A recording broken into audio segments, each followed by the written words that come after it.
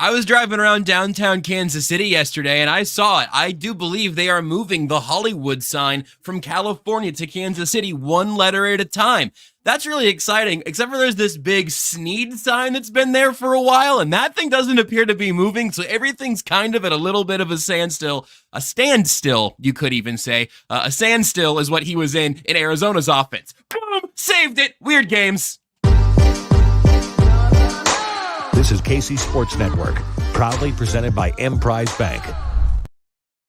Listen, nice. Sometimes you got to run your own option route. Sometimes you realize your own leverage is wrong, and you got to do what you got to do. Welcome to Only Weird Games. Joshua Brisco, Seth Keysor, and Nate Taylor with you here today to talk about, for the first time with all three of us together, Hollywood Brown being a Kansas City Chief. That signing has happened. We have contract details. We have been there for the press conferences. Seth has dove in to the film review. So we've got every angle on Hollywood Brown in Kansas City. Plus, at some point, we will do our best to tell you what we know about L'Jarius Sneed and where that entire situation hangs right now.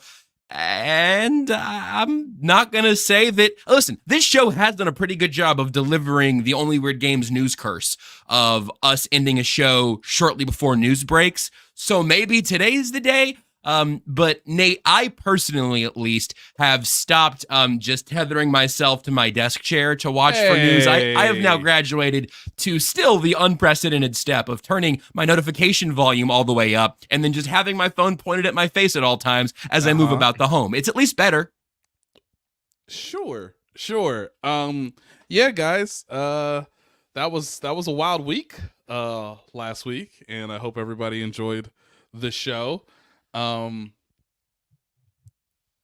you're wondering, did I have an inkling? Of course I did. And I sang it to you. So you're welcome.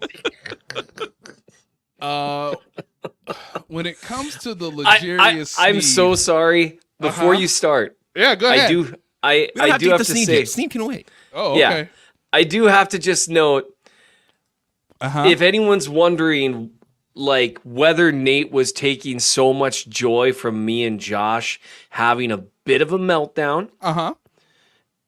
Whether that was because he just evilly takes joy in me and Josh having meltdowns, or he had information that things were coming down the pipe that were going to make me feel foolish, especially after I left my laptop at the office in frustration at the idea that they would never sign a receiver. Thanks for the heads up, buddy. You're welcome. You are welcome. And if you're wondering, is if he kind of knew, and so he knew, and he knew we'd feel better in the end, just so you all know, it's the first one. He's evil is why. It's not the second one. It's not because he knew we'd feel better. It's because he's evil and mean. But that was, you sang it to us. I just want to say though, I was wrong to maybe flip out quite as much as I was flipping out. Although they still need to sign another receiver in my opinion. We can get to that. But no, that was well done getting me very revved up over nothing and feeling really stupid like 3 hours later. Which, Brett, you can sign people during business hours, dude. Seriously, dude. Sign somebody between 9 and 5 just for once, just to see how it feels. His name is Derek Nottie. Yeah, I was ready for that one. I did turn that one around pretty quick. We do have some scouting questions in the chat already, asking Seth if you've had any chance to view Hugh Jass tape yet. I heard he's got a lot of volume in his game. I still cannot believe I fell for that. And yep. Sorry, Hugh Jazz says, nah, I'm employed. So I think they're taken for. There's someone with the name Hugh with their last name Jazz in the comments.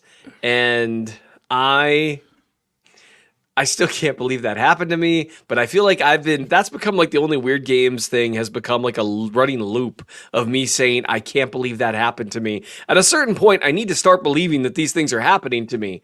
So anyway, you also do a very good job of removing yourself from the equation of, I can't believe that happened to me. Not, I can't believe I did that, which is, I would argue, another way you could view the whole Hugh Jazz situation. Let's talk about Hollywood Brown. Brown. We are here. That is the news, and it is certainly at this point, on this side of Chris Jones, the biggest move the Chiefs have made for their 2024 season. Drew Tranquill was up there monetarily because it is just a one-year deal for Hollywood Brown. That was one of the things that you said, Nate, that did stick with me for the few hours between ending the show and the signing happening, of being like, well, are the Chiefs playing hardball here on only wanting this to be a one-year deal? And now I'm wondering also, seeing the structure and everything, maybe Hollywood saying, I'll take my year with Patrick Mahomes and then hit the market again. I think my stock will be higher. I think it could make sense for either side, but it ends up being a one-year, $7 million deal worth up to $11 million. I believe the cap hit this year with the incentives and everything should be $8 million because of what incentives are likely and unlikely to be earned. But I don't think it's too far to say that that is the best value in the wide receiver market throughout free agency. Also, did you see what the Browns paid Jerry Jeudy? I kind of like Jerry Jeudy. And I looked at that like, wow, that's a lot of money for a team that's given all of their money to their bad, stinky quarterback.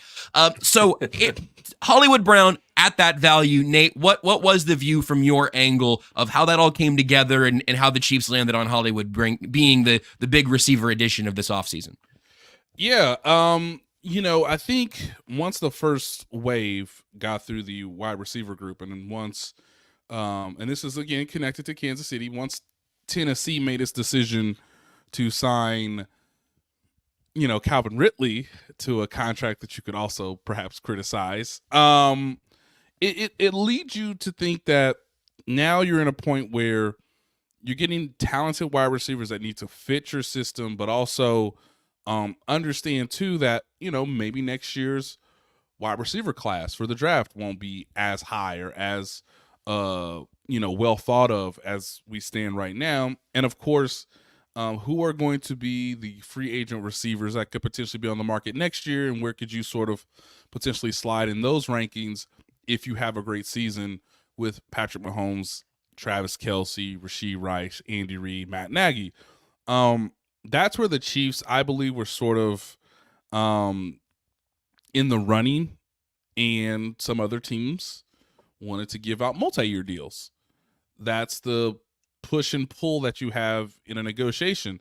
Now, for Hollywood, what's fascinating about this is, and I think Pete Sweeney said this on Twitter yesterday, Hollywood, in his press conference, alluded to the idea that he took less money, or that the deals were maybe similar, but there's more incentives on this contract with the Chiefs versus insert X team here.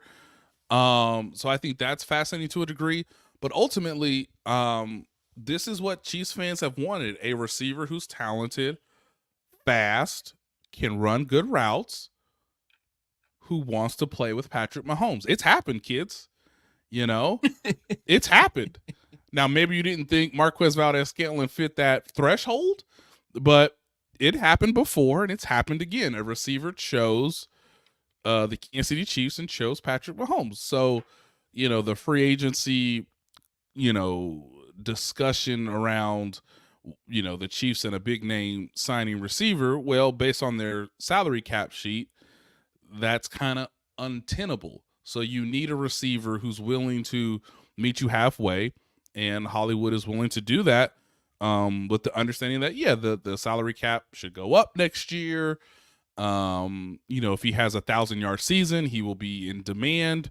Think about how much money Juju Smith-Schuster earned from the New England Patriots last offseason, and how it is in the context of what Hollywood could potentially get at a younger age with two functional knees. So that's where all this sort of played into a point. And I think, as I said, last week, it's a projection. It's a in the moment as I'm trying to update you guys. But once Mr. Curtis Samuel made his decision, that sort of led to where we are now with Hollywood Brown. That order of operations is really interesting. And you guys can just ping pong as much as you want here, but I'll set up to say that Seth has an entire Hollywood Brown film review up right now on the Chief of the North newsletter, mnchiefsfan.substack.com. And you actually, it's $12 for an entire year, and the price never hikes up, so it's a great deal. But if you enter promo code DixieNormus as your name, actually in the in the box there when you sign off, there are several secret promo codes that Seth will allow there. Looking at the comment section here, eaton.beaver@gmail.com. That will also get you 20% off. Did you say enormous? Normus is like Normig. Dixie, first name Dixie, last name Normus at yahoo.substack.aol. Enormous. So anyway, all that to say, the absolute best of the best you're going to find in the Chiefs film review business, you can find over there from the guy that falls for Updog. Go ahead, Seth. It's incredible. You contain multitudes. I do. Did you chart as Updog? Stop it. The Minnesota polite me, like ignoring that is like torture. It's like, well, I gotta at least ask him. But so it was a funny thing. I joked around about it on Twitter. I texted you guys. I was like, I left my laptop at the office. What are you gonna do? My good friend Nate did not text me. Maybe you should grab it. You didn't tell us before the text. Fairness, if you would have said it on the show or something. Can I give a little insider insight? Absolutely. I would love that. To my Thursday night. Seth, I had dinner with my family, I believe, at home Thursday night. I believe I played with Maple, my toddler puppy-ish. Puppy, maybe dog, who knows? She's kind of in that toddler phase. Hayden went to bed, as I believe. Holly was just, doing her thing. You should probably verify that, buddy. Okay. Little parenting tip. I believe Hayden was asleep. I can't remember if I did bedtime or her. You parents know. Thursday could be a decade from now. In terms of memory. Anyway, made some text. Made that one mistake where you just sit back on the couch and just say, "Man, what a day! What a day!" That's when they get you. No. What? I believe when he agreed to it, I was asleep, and then I woke up pretty soon. So, not that you would have gotten quite the head jump in terms of getting back to the office, Seth, but I couldn't reach out to you guys because I was getting perhaps one of the most inconvenient 15-minute naps that should have been an hour. Because free agency is daunting. Free agency's ladies and gentlemen. And Seth was already done reviewing Mike Hawk film for the late round draft prospect. You really like. And so I go home, left my laptop. I was pretty comfortable with it. Texted the guys. And then I get that, and of course, Josh tweets out, best in the business with that, which was very funny. And so I turn to Jazz, and I ask her, hey. So I turn to Jazz and I ask her, like, okay, well, how do you want me to do this? This really is actually kind of the signing that I was actually most looking forward to, which, by the way, Chiefs fans who are listening, if you're not a subscriber, when I wrote the free agency portion of If I Were Brett Veach, Hollywood Brown is the receiver that I picked. And that's when everyone except Pittman and Evans were available. I viewed him as the best fit overall of anyone that they really could have. And we'll talk about that in a minute. And so I asked Chaz, like, okay, how do you want me to do this? Like, do you want to hang out, watch a movie for a little bit, and then I'll go into the office, grab my laptop and work? Or do you want me to try to get up in the morning? How do you want me to do this? And she correctly pointed out, so I used to, when I started to get into the film review business and, breaking down free agency films, I vividly remember doing a similar thing, charting Kendall Fuller's snaps when Alex Smith was traded. That's how long I've been doing this. It's been a hot minute.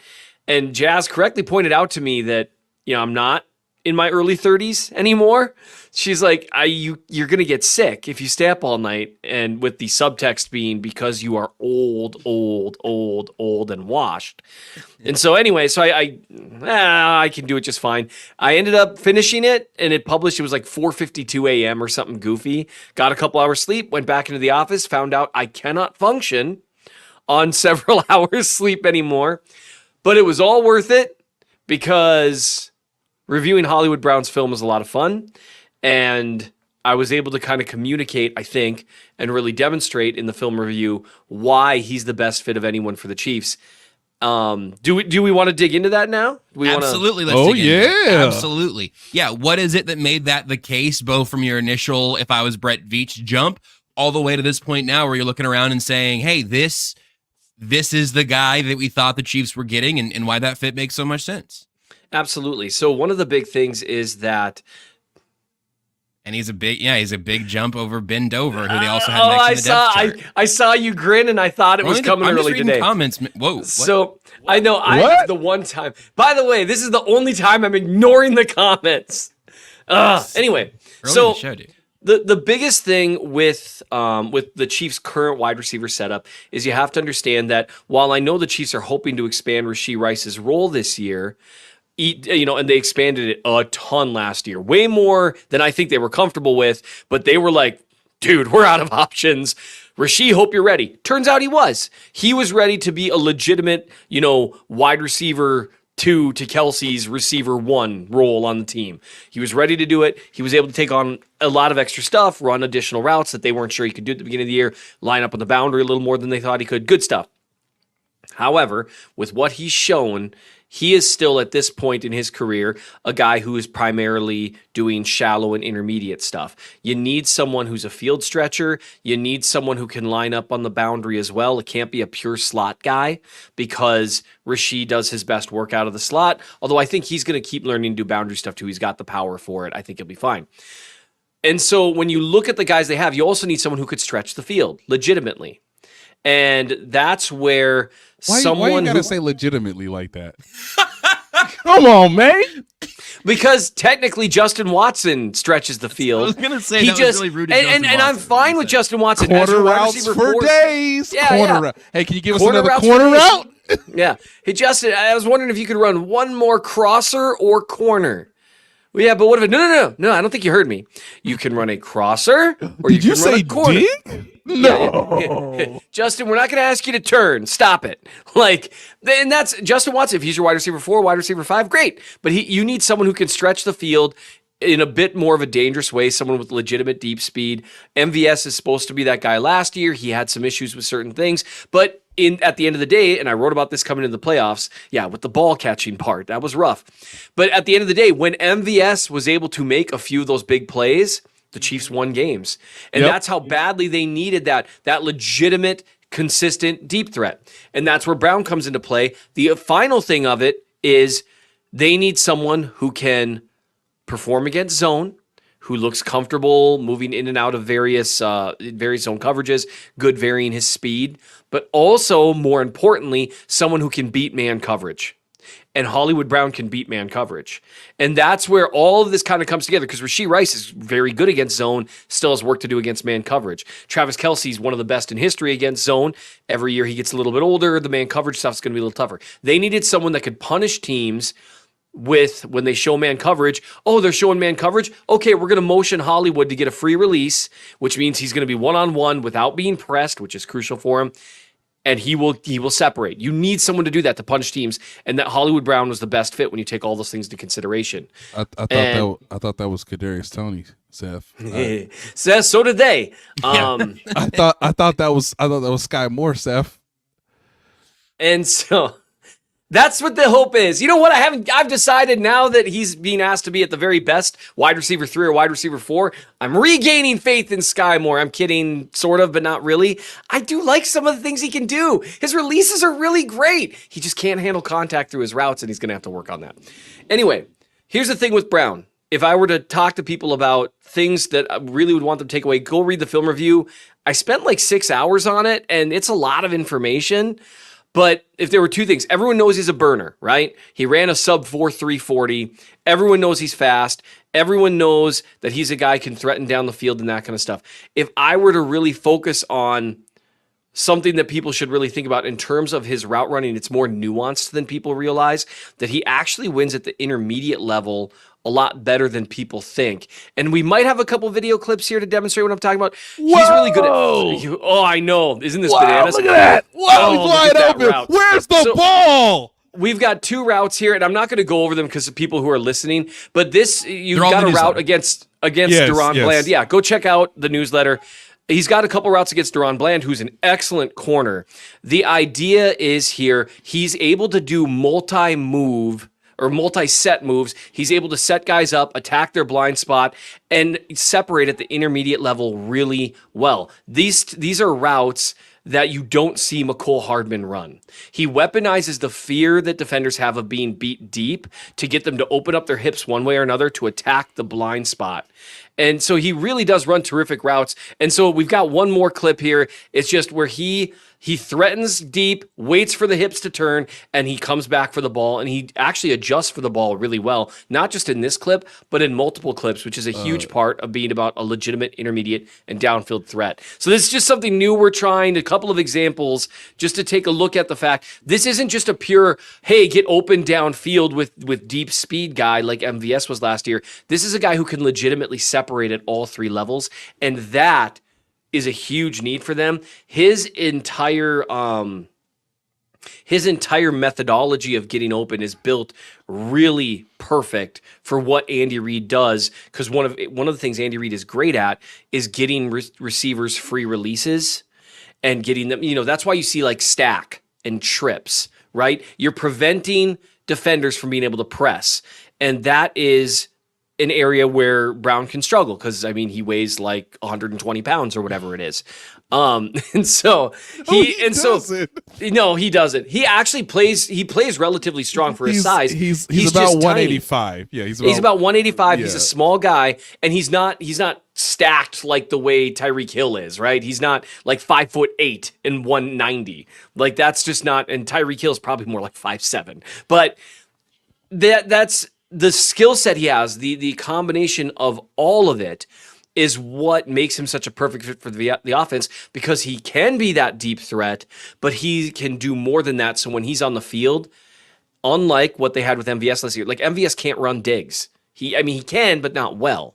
That's just not his thing. These comebacks, these double moves, these post corner type things. He really lacked the change of direction to do it. Whereas Hollywood Brown does it very, very well.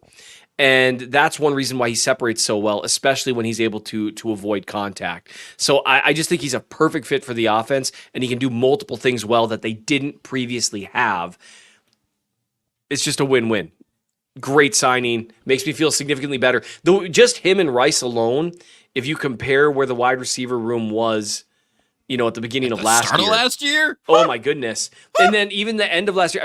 Hollywood Brown would have been, based on, let's say he comes in and he plays exactly how he played in Arizona, no better, no worse, right?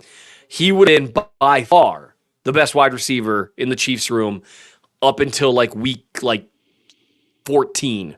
And then him and Rice would have maybe been neck and neck. But he is more varied than Rice is. Because he also, after the catch, he's not a tackle breaker, but man, he explodes up the field. He accelerates really well. And some of the things Andy Reid does to punish man coverage, like some of the mesh concepts and stuff that we saw in the Super Bowl, him and Rashee, he spaces them out well. He's a smart player. He understands the position. Him and Rashee running mesh concepts the opposite directions are going to be really fun to watch, because they're both guys that they can take a 5-yard gain and turn it into a 15-yard gain in a hurry. And that's just such a big part of Andy Reid's offense.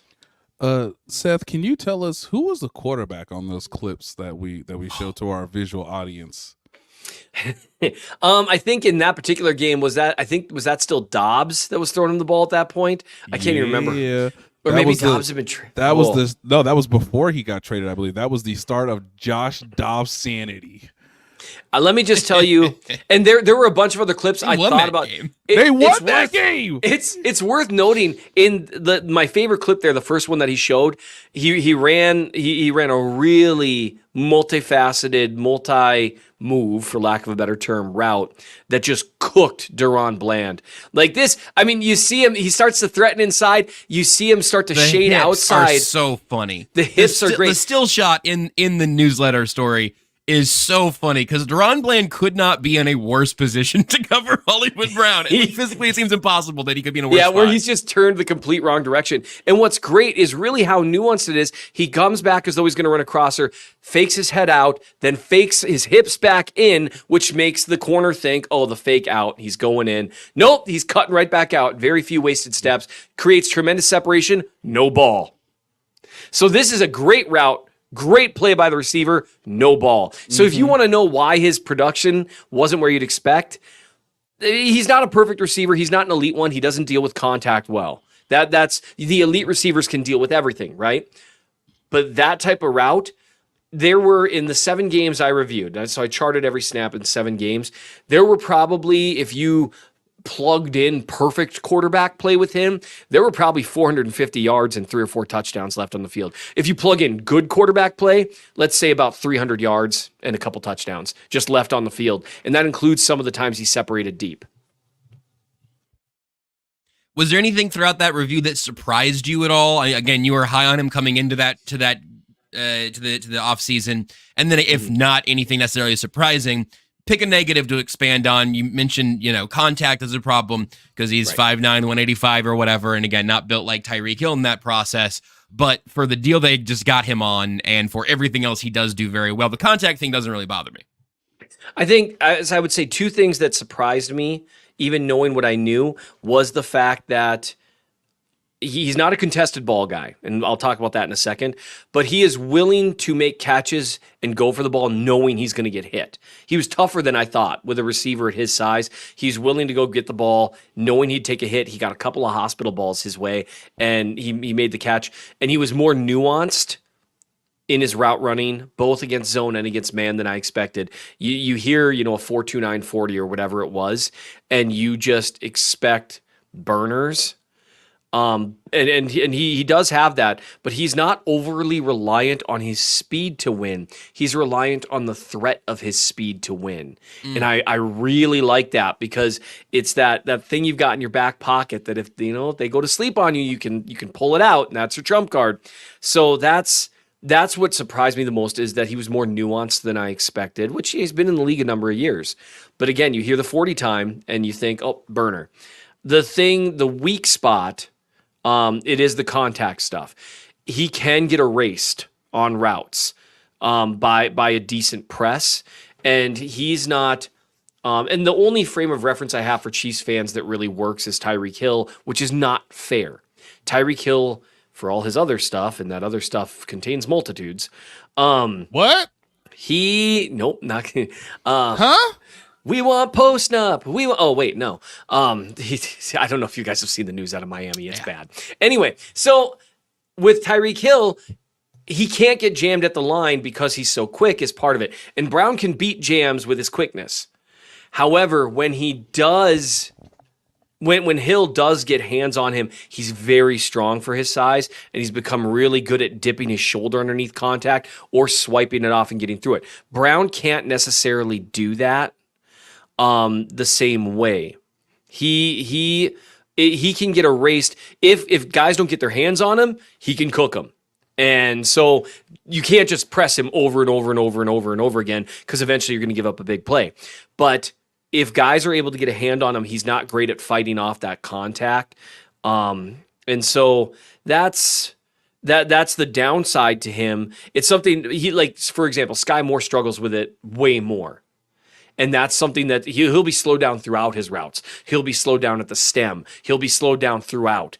Whereas Brown, it's more if the contact is there right away, guys can kind of ride out the play, staying on top of him. It's kind of like, again, if we're going to do the Hill thing, like we saw Sneed do it to Hill because Sneed is exceptional at jamming a few times. So really, one problem Brown had in the Ravens offense as well as the Cardinals offense, is that they asked him to be like a pure boundary guy, lining up on the boundary constantly and facing jams a lot more consistently, whereas Reed does a much better job motioning guys around, getting them that free release, getting them almost that running start, getting them stacked, getting them in trips, getting them off the line, all kinds of stuff. That's why I do think, unless they're going to have Watson do it, signing like DJ Chark, and I know we'll talk about that, and getting like another pure boundary guy would be a good idea. But Brown can do boundary, does it really well. I see someone who maybe hasn't seen the entire thing just ask in the comments, is Brown just another Tony? Not even close. No. Incredibly,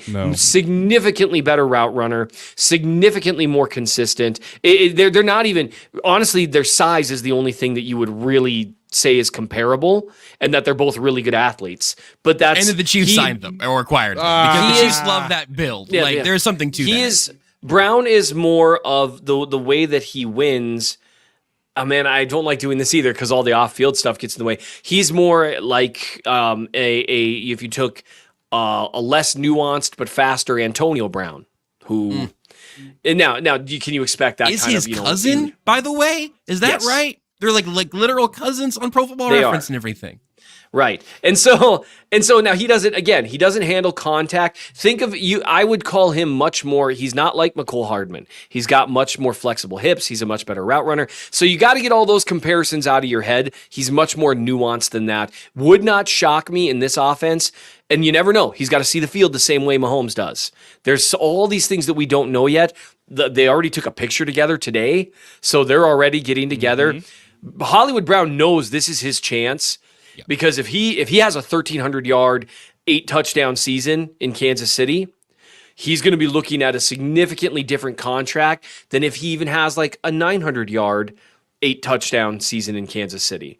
But it wouldn't shock me if he was thought of as a legitimate wide receiver one after this year. No, not on the level of a Justin Jefferson. Not like you do have to build around some of his weaknesses and strengths, but he's quite good. And so health permitting, I'm really excited about this signing. It's the best signing they could have made other than if like Evans had hit free agency.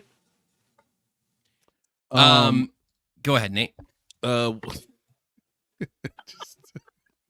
I could just see Seth. That's how I know the analysis was good. Left you both speechless. I was reading Tucker's private chat to do my job. Oh, God, I should read those. Since No, you don't need to. Since 2020, Hollywood Brown has reached 20 miles per hour or more on 33 routes. That is the second most in the NFL behind Tyreek Hill. That is according to Next Gen Stats. You might be wondering, hey, Nate, how many routes did the Chiefs receivers last year run where they reached 20 miles per hour or more? 6 times. And basically all of those would have been situations where either MVS was running a track meet, and maybe a couple times, there are a couple times with the way Rashee Rice, when he cooks into that next gear, but then he doesn't have that 6th gear, but he goes from like 2nd to 5th better than almost anyone. I could see him maybe hitting that.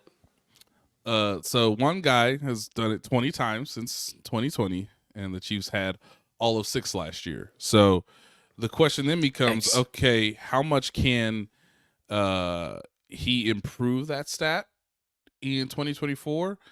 And they released Marquez Valdez-Scantling. Is Marquise Brown better than Marquez Valdez-Scantling? That is how you should view his role, his production from a baseline when the season begins. I've got a thought on that. Let's take a break. We appreciate you supporting KC Sports Network by listening to our podcast. You have helped us become the highest ranked Chiefs podcast network in 2022 and 2023. And don't forget about our daily Substack newsletter, the best written analysis you can find on the Chiefs straight to your inbox every day. kcsn.substack.com. You know, hey, before we get to Seth's fun little thing, Chiefs News Daily premieres at 7 o'clock tonight here on KC Sports Network. You can open up the exact same feeds. You may be watching this right now, or if you're listening, go check out the KCSN YouTube, and you can see Haley Lewis getting you up to speed with everything going on with the L'Jarius Sneed situation. Also, other news, let's say, Chiefs news daily, I guess is the best way to describe what she'll be covering with that show. It's Chiefs news every day right here on KCSN. Go ahead, Seth. I was just going to say, sometimes you got to go hunt the deer. And sometimes, as you're getting out of your truck, the deer walks up to you, ties itself to your bumper, and takes your rifle and shoots itself. And that's what I just did. You were so excited. Hey, at the Josh, 34-minute I mark. was wondering if you would perhaps like to do this. Look at this ball that I'm going to place on this tee. I'm going to get the bat. Want to choke up on that a little bit there, big guy. It's a 52-ounce bat. It's huge. That was the weight of the bat Babe Ruth used, by the way. Anyway, Really? So here's something to think about in terms of the Chiefs wide receiver room. What they have right now, at least with the top two guys, I still think they need to fill out depth. I really do. And I would really like them to get a deep threat, like a pure deep threat, so that way they can move Brown to do all sorts of stuff and then sometimes have two deep threats on the field at once. Are you saying Xavier Worthy's who you're going to review soon? Is that what Actually, Chiefs fans have spoken, and I saw. I think the results of the poll were wildly in favor of his teammate Adonai Mitchell. And in case you're wondering, his name is Adonai Mitchell. And yes, I know his name is Adonai Mitchell and how to say it. Anyway, so I'm going to be looking at him first. The Know Your Draft Crush series is about to start. For me, there's some receivers out there who could do that, who may be a little better than Justin Watson can. I like Justin Watson just fine. I really do. I appreciate the clutch catches, but I just need a little bit more. Super Bowl champion Justin Watson. Seth, you've got to get a stronger spine and a thicker skin for like vaguely offending Chiefs role players. Because watching Nate be able to just nudge you off your spot and you go flying into the I love Justin Watson is getting hard to watch. Right, that's fair. So here's one way to think about it, Chiefs fans. In 2023, yes, the Chiefs receivers room was something of a disaster that affected all facets of the offense. In 2022, the two best wide receivers, paired with Travis Kelce, by far the two best wide receivers who saw by far the most action were MVS, Juju Smith-Schuster.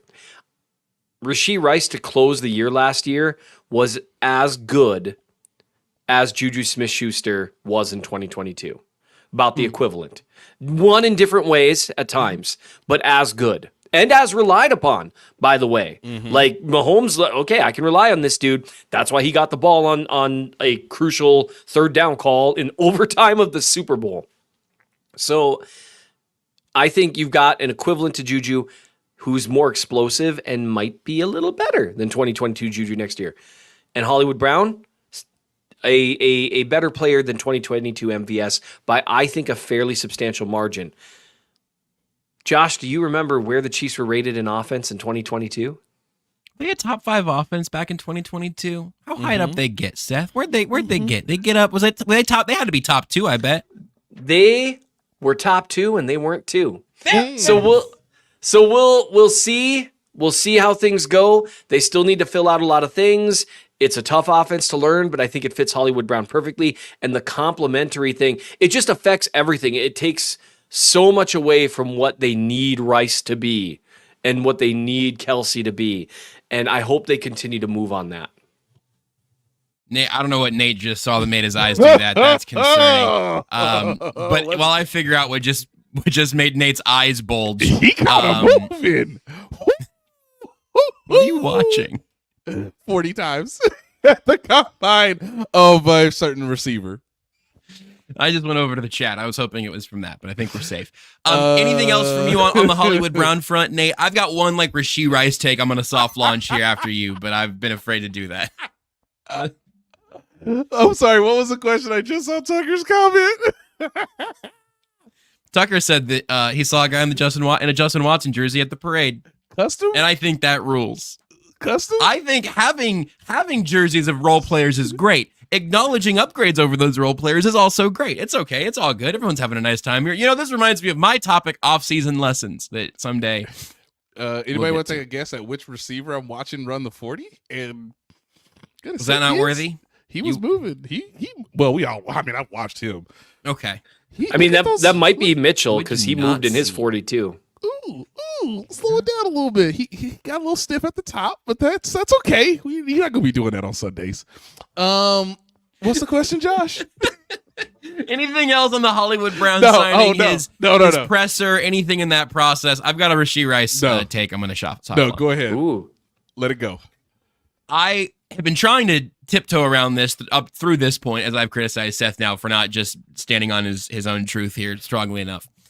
But the way that people have talked about Rashee Rice, even in a world where Seth just said a very complimentary thing, which is that by the end of his rookie season, Rashee Rice was as useful and productive and relied upon as 2022 Juju in this offense. That is a high compliment to pay. But people are talking about him like not people. There is a subset of Chiefs Twitter that talks about him like he is Justin Jefferson. And guys, that doesn't benefit. Sorry, what? It doesn't benefit him. It doesn't benefit the Chiefs. It doesn't benefit anybody to say Rashee Rice, wide receiver 1, without having a little bit of nuance about what that term means. Because you could argue that there are 32 wide receiver 1s in the NFL. 32 guys would be your best. If they all evened out, you got one number 1 receiver on every team if you want to go top 32. And T. Higgins is top 32, so if somebody doesn't have one, whatever.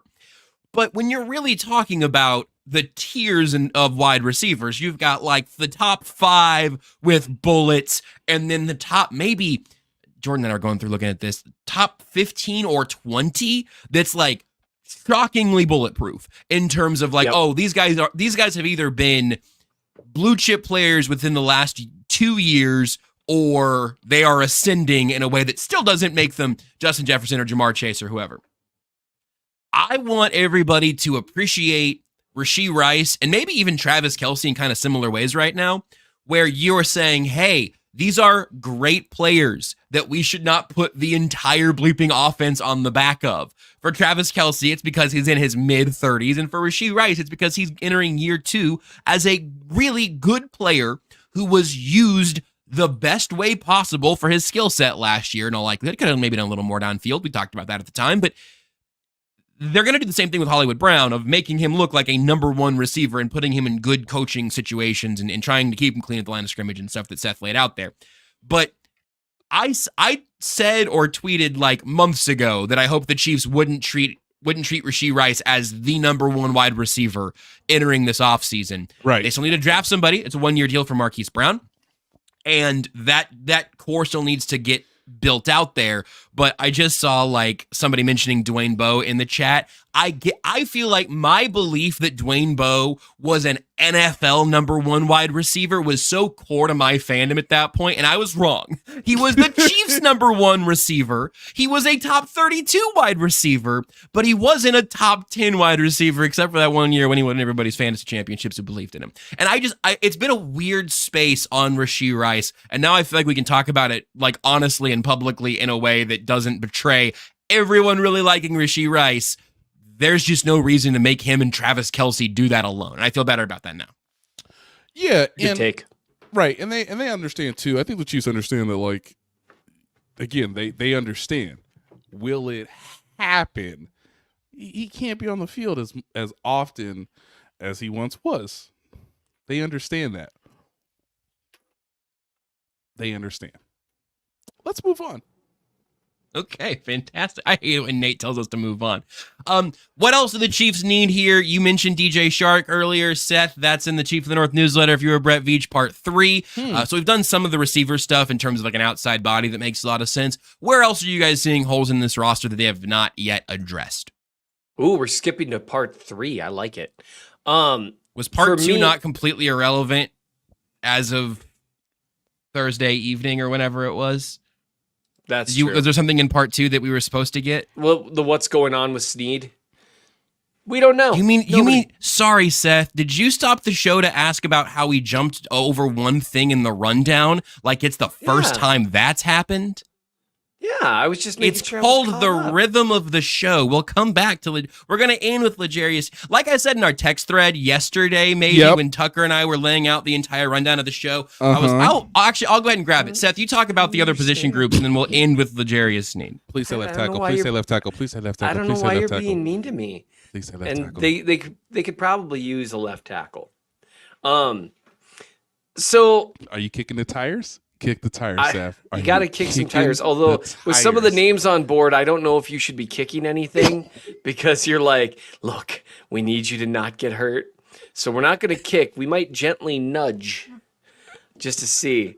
And no, I was just confirming I was on the same page with you, Josh. Man, you gotta trust your reads, man. Trust your reads. Every time I open myself up, hey, David, you good?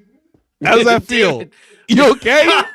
Don't tap the glass around David Bakhtiari. I don't think that's. Whoa! What you doing? What? Who? What?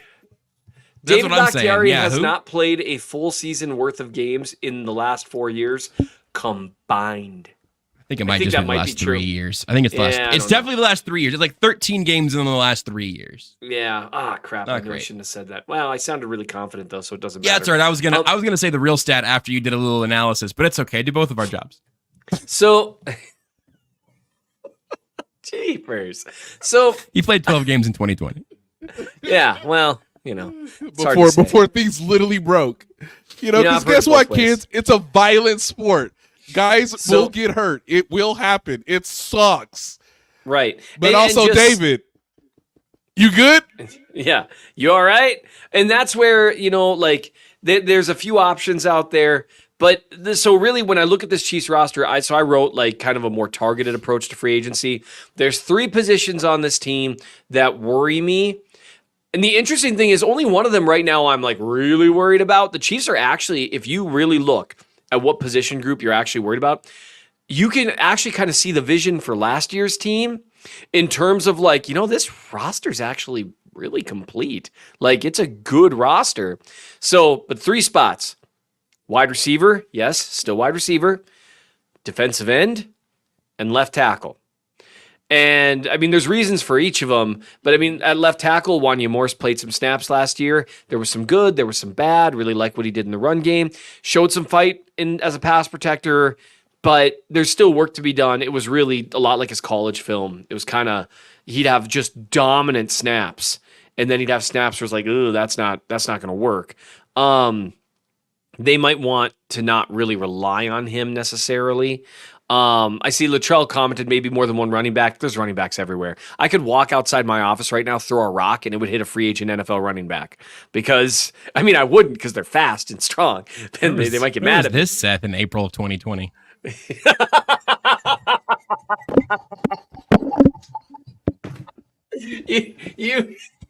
Your inability to let things go and sheer level of pettiness is like a top 5 of my favorite things about you. Like, I let things go all the time. Yeah. Like in fact, let me tell you about this time I let something go 3 years ago. Kind of like how the Chiefs are letting that first round pick go this offseason. Nate's on the floor. So Nate was floored. Yep. So, I mean, with running back, so unnecessary. So that's an exaggeration, but I'll tell you what. Go to Spot Track, Spo Track, however you say it. Spo Track. Spo Track makes sense, like sports. Anyway, yeah. Get off. It's not sports hack though. I mean, I don't know. Yeah. So the thing is, go do the thing where you check out free agent running backs who are currently available, and you'll find like 20. You'd be like, oh, that'd be kind of nice. Yeah. There's a lot of them, man. There are a lot of them. And so that just is what it is. So that's why that position isn't stressing me out too much. I mean, they could bring back Clyde and have him be the second guy again. I'd be like, cool, that works for me. So no, Raphael Ballard, it's a great take. It's an excellent take. It's the correct take. It's literally the only true thing. Anyway, so name one time the Chiefs have run a Super Bowl without having a highly paid running back. Name 3. I bet you can't. You can't. So there's lots of guys available. They definitely need to sign one. but there's a lot of guys available. So that's why that one doesn't worry me. Defensive end, that worries me. Charles Omenihu is hurt. Now he seems really confident that he'll be back, and he's talked, in fact, about an extension, which is I don't think is ever going to happen coming off an ACL tear, but whatever. Hopefully he has a really good recovery and he's able to play at the start of the season, but that happened real late in the year, which means right now your only proven non-injured defensive end is George Karlaftis. And I love George Karlaftis, but you've got 1,000 snaps that need to be replaced. Mike Dan is still in the free agent market. Emmanuel Ogbah is. There's multiple guys out there, but it's got to be addressed. Wide receiver, with tackle, we already talked about that. And then with wide receiver, again, I like Rice and Brown. The only way that they might be a little bit intermingled is they both win well intermediate levels. And both of them are at their best when they get free releases. And so I would still love to say, I would still love to see the Chiefs get a pure boundary guy who can just be just the deep threat guy. That way, sometimes Brown's lined up on the other boundary and is a deep threat next to him. Sometimes Rice and Brown will both be in the slot, and Kelsey will be on the line. You know, you can do a lot more things. So like a DJ Chark type guy, something like that. I would love to see that.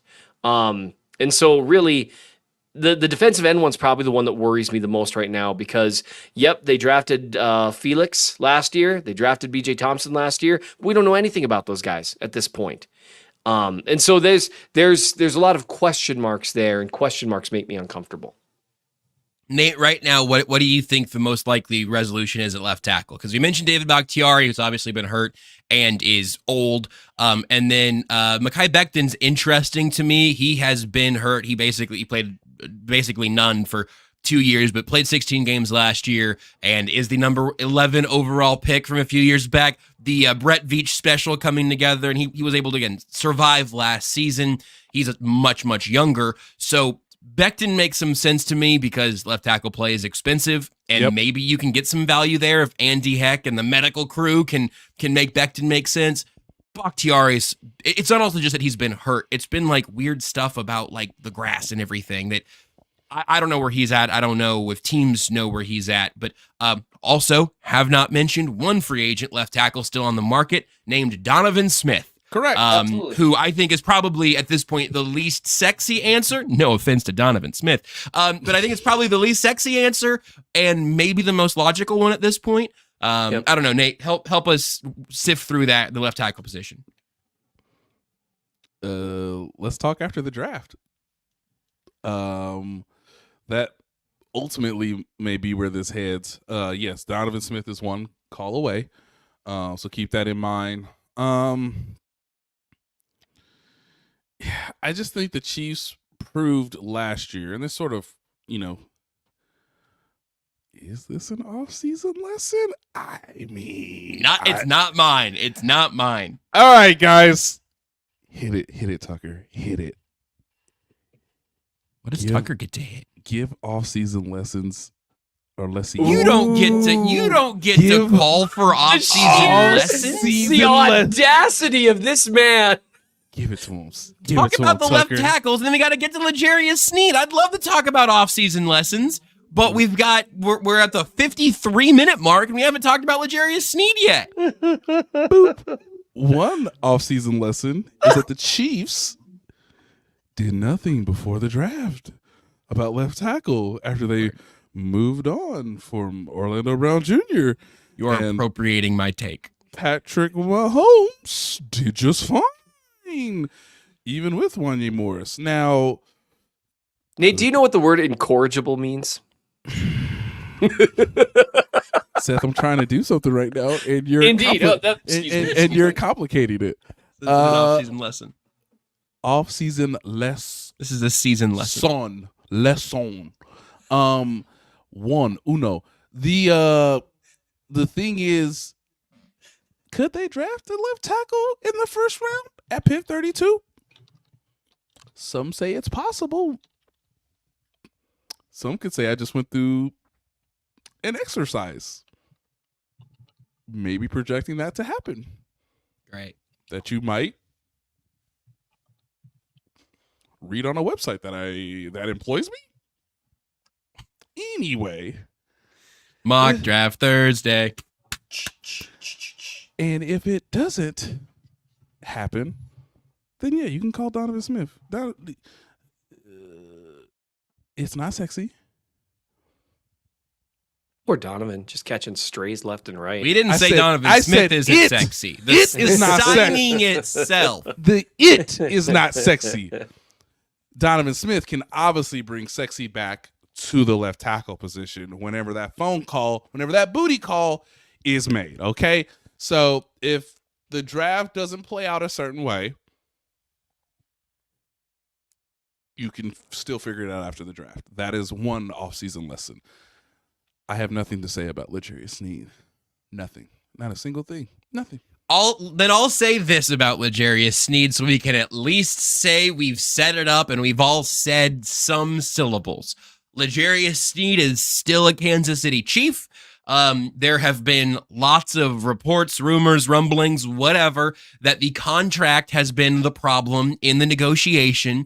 There was, I think it was Matt Verderame who had something along the lines of Sneed trying to get 22 per year and not being willing to take a deal that would have paid him 20 over 4 years, or not over 4, 20 each over 4 years for a 4 for 80. I don't know if Nate has any specific numbers he wants to jump onto, but the point being, L'Jarius Sneed is still here.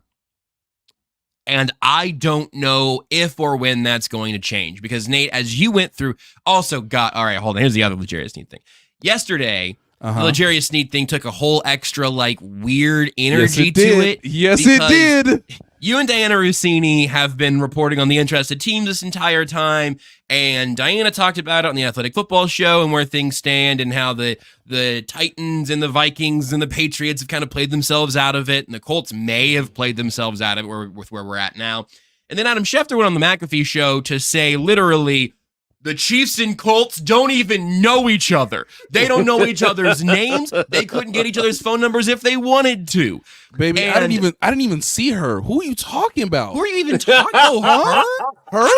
She looks kind of familiar now that you say that. What? They said you said I was looking at her? What? I, not a reporter and not a direct coworker with any of the national insiders in question. And also Stephen Holder of ESPN, their Colts report, had also been tweeting about the Colts' level of interest the entire time. Here's the thing. Here's where I'm at. And hey, Nate, if you need to correct me, you feel free. If you don't need to correct me, you can sit right there and you don't have to say any more words. Sure. Adam Schefter went on TV and said something that on some level may be technically correct, that the head of the Indianapolis Colts organization and the head of the Chiefs organization haven't. Okay, then great. Then it saves me the trouble. Schefter said something that goes counter to everybody else's reporting on this entire process. Again, it's unnecessary. And we obviously try to inform and entertain you to the best of our knowledge, ladies and gentlemen. We're trying to do this the right thing. We're trying to hold on to the integrity of comedic information. He can't do that. Now,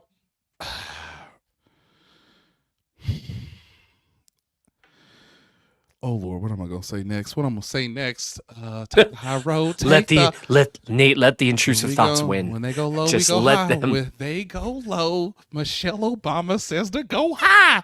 Now, he was traded, guys. Let's not act like this is some nonsense, okay? He was traded. Now, are the Colts potentially still involved? Of course they are. Why would the Colts want to pick up the phone today, yesterday, Thursday? There's no deadline for them.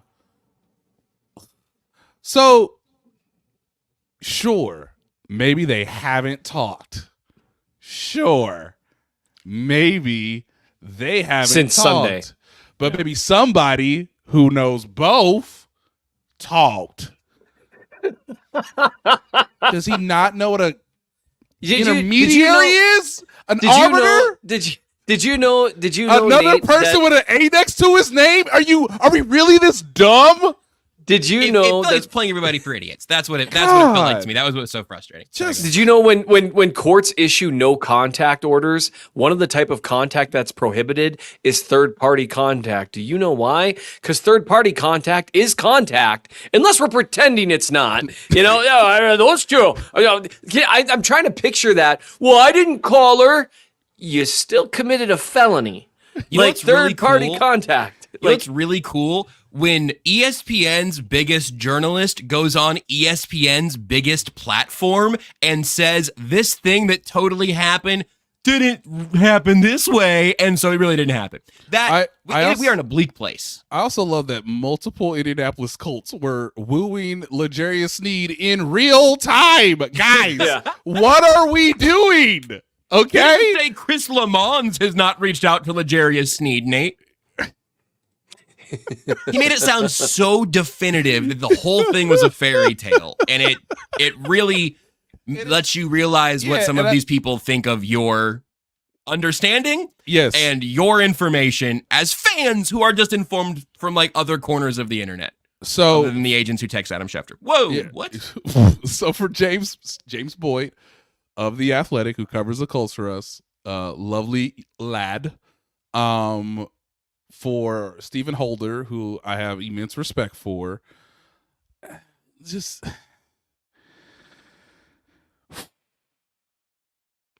Stephen Holder has tried. He has tried to do the Lord's work, and he needs to be respected. 100%. Because, it's not a secret, guys. The Colts would prefer to have L'Jarius Sneed on their roster. It has not happened. The Tennessee Titans really threw a monkey wrench in all of this. And as I've reported before, and I will say here, when you are, and this is, I mean, I don't want to get too long here, but like, there are multiple stories that you can find where, I mean, let's even consider Rob Gronkowski, even though it's a completely different situation, where Rob Gronkowski was traded. And he said, nah, homie. Mm-hmm. Now, there's multiple cases where a player has been traded and the trade actually doesn't happen. In essence, he was traded. What has been reported, which I completely understand from a lot of my peers, is as of right now, per over the cap, L'Jarius Sneed is the highest paid. He's the highest paid cornerback. I want to make that very clear, guys, because of the Jalen Ramsey restructure. Right now, he's the guy. So if you want to take me off the tag, the number starts at 20. We know this. Everybody knows this. It's just, how are you going to structure it? And are you comfortable with a player in a unique situation, coming off, a Super Bowl victory back to back? And I mean, like, free agency, by the way. Like, obviously, Jair Alexander makes $21 a year. L'Jarius would love to top that, but as of right now, in terms of the free agent market, I mean, he's basically a restricted free agent in some sense. He's the highest paid guy right now because he at least has $19.8 million tied to his name on the Chiefs salary cap sheet. So, with all this being said, everything starts at 20. How are you going to structure it? Is it 3 years? Is it 4 years? Well, he's 27. That makes things a little trickier than somebody who's 26 and 25. He's got versatility. Obviously, he's shown an ability to get better year after year, but that's only in one system. And so there's a whole things to go around. I can't report. I don't know for certain that L'Jarius wants to be the highest paid cornerback. I know that's been out there, right? I can't report that. I can't report that with definitiveness. But it starts at 20. That's probably what I can confirm to a general sense. They gave all that money to Calvin Ridley, and how would you feel? Mm-hmm. So I was traded, but I'm not. I'm still making 19.8 this year, right? Yeah. Oh, and I could maybe just make a bet on myself and play in a system where I know I'll be elite, and next year it'll be impossible to tag me. And I know that I'll be where I'm probably utilized better than I'll be utilized anywhere else in the NFL, with an elite secondary around me and an elite defensive coordinator, and on a team that's really high profile. And then the cost to tag me next year will just be too high. Right. Huh. And so the Colts gonna call me back? You know how Kirk Cousins became the ultimate bag collector? He bet on himself a couple times in a row and made it impossible for a team to franchise tag him, and actually hit free agency while he was in his prime, which with quarterbacks, your prime lasts, like 15 years. Right. Now, but he's making maybe a bet. It's like, well, hey, because for him, you got to remember, he's just coming off his rookie contract as a 4th-round pick. $19 million, over $19 million, almost $20 million, is his generational money already. It's a baseline. It's a baseline for that. And yeah, why? Now you just want long-term security. If you want to trade for me, in essence, prove it monetarily. Yeah, you can't. If a team's offering him like $23 million guaranteed on a long-term deal, it's like there's not much more security in that than there is where he already lives, where he already has put down some roots, and again, where he knows he's in a great situation to maybe try to run it back. Now, the one problem for him, and hopefully his agent is talking about this, is he's 27. Next year, he's 28. At almost any other position, that would not be a big deal. You would say you were at your absolute apex. At corner, it gets tough. It gets tough because 28 means that third year of your deal puts you at 30. So that's tough. But I get why he would make a bet. I don't think he really has a reason, L'Jarius Sneed, to come off that amount and say, you need to show me 2 years of total security or 2.5 or 3 years, whatever, because I already have this total security. I think 2.5 would be a starting point. Is my understanding as to where this goes. It would at least be a starting point. Doesn't mean that that's where it'll ultimately end up, but that's where you could start the negotiation to some degree. So we're back on Tuesdays and Thursdays, so we'll have another show in 2 days, and if there's no new L'Jarius Sneed news, then I think maybe we talk a little bit more about where does this leave the Chiefs, and what is the possibility of playing out that tag, and what would that mean for the Chiefs roster building, that cap hit, all of that. We'll dig more into that on Thursday, assuming we don't get news by then, which I would say is 100% not happening. Now, could that change? Sure, but no, that's not happening. Did that fill you guys with complete and utter confidence? Because that is verbatim one of the things that Adam Schefter said on McAfee. 100% not happening. Now, could that change? Sure. Elite. I mean, elite. It seems like a pretty good way to go about it. So elite reenactment there, Josh. Elite. Thank you. I am. You got to have a certain amount of disdain for anyone that said otherwise, too. Yes. Yeah. You have to really, really, you have to be really confident you're the only person. Let me tell you guys something here. Yeah. Let me just tell you. Are they talking? No. Not since Sunday. All right. Now, could that change? I mean, maybe. Sorry to disappoint you. You just did if Donald Trump was a Jeff Dunham puppet. That was crazy and accurate. Yeah. Yes, right. Can we Lord, I don't ask for much in this context of this silly sport where the ball isn't round, but Lord, if he is indeed traded, can he be traded to the Indianapolis Colts? Lord, please. Listen, hey, if they make their first phone call tomorrow, I do think that is an opportunity where maybe the Colts saw that segment and they were like, oh, we should call the Chiefs about L'Jarius Sneed. Jim Irsay's somewhere flying his private jet, just like, hey, listen, that's something. You can read Seth's If I Were Brett Veach Part 3 film review and his Hollywood Brown film review. I guess not a film review for the first one. It's DJ Shark and looking at defensive end and offensive tackle. That's all up in the newsletter, along with the Hollywood Brown film review. Nate's coverage continues on theathletic.com, and it sounds like he was being a little coy about it, but it sounds like there may be a faux choosing of players, perhaps to hit the airwaves over there soon. So you can check that out, and we'll be back on Thursday. So with that being said, Nate, get us out of here. We got to get out on time. Tucker, 100% chance we're done in less than an hour next on Thursday. Yes. 100% chance. Could 100%. It change? Yes, maybe, but 100%. Oh, I just want to salute. Let me do this. I just want to salute Jake Dennis My wife said no, but could that change? Yes. Salute. We've all been there. Circumstances change, man. My wife You said never no. No. Could that change? Hey. Do it, Jake. We salute you, sir. And No, lastly, we never got to my off-season lessons. and for everyone who's received confetti and has commended Holly, we salute you as well. Thank you so much.